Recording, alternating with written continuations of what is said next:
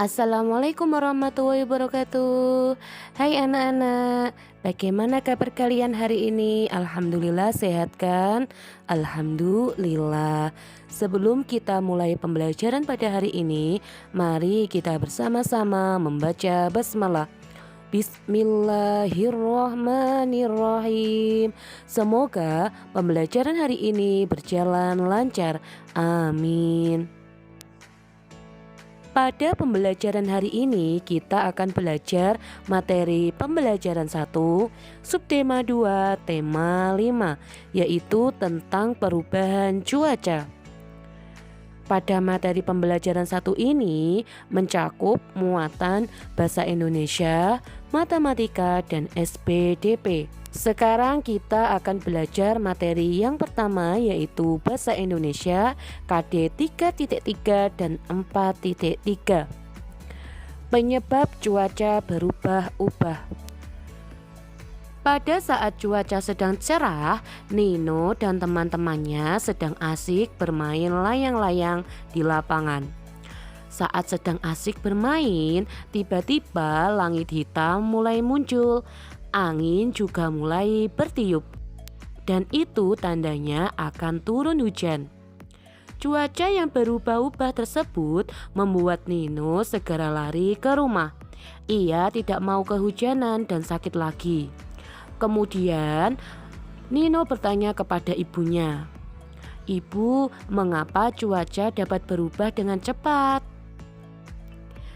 Ibunya pun menjawab, cuaca dapat berubah dengan cepat yaitu dipengaruhi oleh beberapa faktor. Yang pertama, pemanasan global. Yang kedua, kondisi permukaan laut. Yang ketiga, perubahan suhu dan rotasi bumi. Terus, kenapa pemanasan global, kondisi permukaan laut, dan perubahan suhu serta rotasi bumi dapat mempengaruhi cuaca berubah, Bu?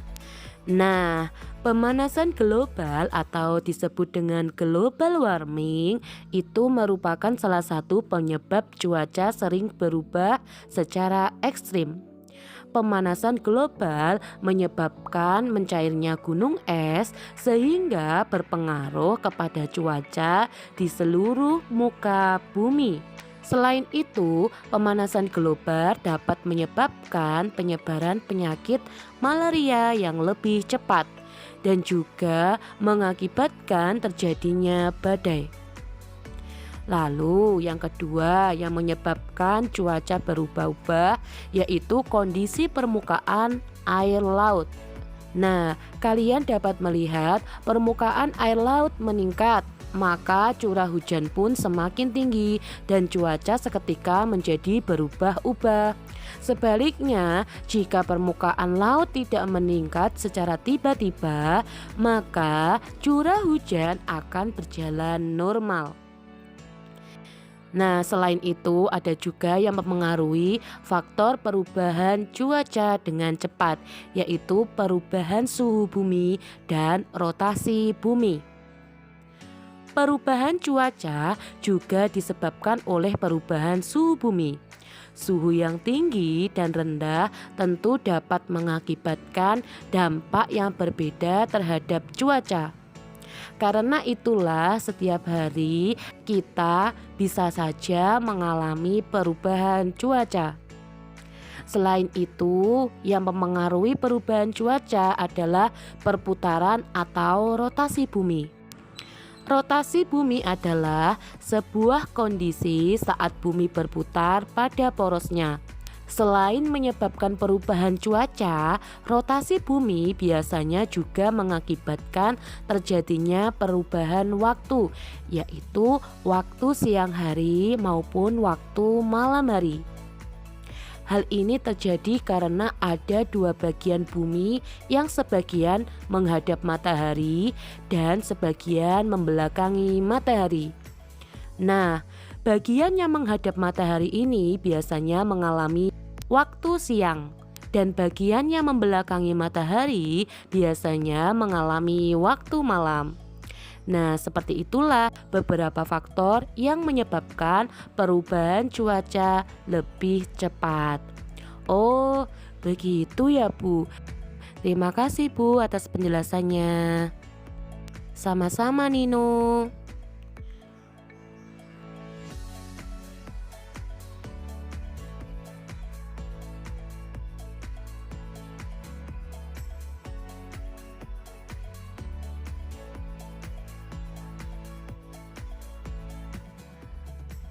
Sekarang kita memasuki materi matematika KD 3.4 dan 4.4. Untuk materi matematika kali ini kita akan belajar tentang perbandingan pada suatu pecahan. Sebelumnya kita akan belajar simbol-simbol dalam perbandingan bilangan. Perbandingan bilangan ini dapat dilakukan pada bilangan bulat maupun bilangan pecahan yang biasanya digunakan sebagai bahan perbandingan. Berikut simbol perbandingan bilangan. Simbol perbandingan ini artinya lebih besar. Bagaimana kita dapat mengetahui bahwa simbol ini memiliki arti lebih besar? Kalian dapat memberikan garis pada sebelah sini, maka itu akan melambangkan huruf B yang artinya besar. Selanjutnya simbol ini. Simbol ini artinya lebih kecil. Nah, untuk mengetahui bahwa simbol tersebut memiliki arti kecil, maka kalian berikan garis lurus seperti tadi. Di sini ya. Nah, maka kalian akan melihat huruf K yang artinya kecil. Simbol perbandingan selanjutnya yaitu seperti ini. Simbol ini memiliki arti sama dengan. Nah anak-anak, sebelum kalian mengerjakan soal tentang perbandingan pada suatu pecahan, perlu kalian ingat, sebelum kalian memberikan perbandingan pada soal pecahan, kalian harus perhatikan pembilang maupun penyebutnya. Jika angka pada pembilangnya berbeda dan angka pada penyebutnya sama, maka yang perlu dijadikan perbandingan adalah angka pembilang. Begitu pula sebaliknya, jika angka pada pembilangnya sama dan angka pada penyebutnya berbeda, maka yang perlu dijadikan perbandingan adalah angka penyebutnya. Sekarang perhatikan contoh berikut. Soal yang pertama ada 4/7 2/7. Soal yang nomor 2 6/10 6/8. Soal yang ketiga 2/4 3/6. Untuk menyelesaikan soal nomor 1, perbandingan pecahan 4/7 dan pecahan 2/7, kalian dapat membandingkan dengan cara melihat bagian manakah yang berbeda? Ya, betul sekali. Angka yang berbeda adalah angka yang terdapat pada pembilang, yaitu angka 4 dan angka 2. Angka 4 lebih besar dari angka 2. Jadi, untuk soal nomor 1 kalian beri simbol perbandingan lebih besar seperti ini. Jadi pecahan 4/7 lebih besar dari pecahan 2/7. Selanjutnya untuk soal yang nomor 2 yaitu pecahan 6/10 pecahan 6/8. Letak perbedaan pada kedua pecahan tersebut terdapat pada penyebutnya, yaitu angka 10 dan angka 8. Akan tetapi pembilangnya sama ya nak, yaitu angka 6. Jadi pecahan 6/10 dan 6/8 diberikan simbol perbandingan lebih kecil. Mengapa demikian? Nah, karena jika angka pembilangnya sama dan angka penyebutnya semakin besar, maka semakin kecil nilai pecahan tersebut. Jadi, pecahan 6/10 lebih kecil dari pecahan 6/8. Terus, bagaimana kalau kita balik pecahannya? Contoh soal seperti ini. Pecahan 6/8 titik-titik, pecahan 6/10. Jika soal perbandingannya seperti tersebut, maka pecahan 6/8 lebih besar dari pecahan 6/10. Selanjutnya untuk menjawab pertanyaan soal nomor 3 yaitu 2/4 titik-titik 3/6.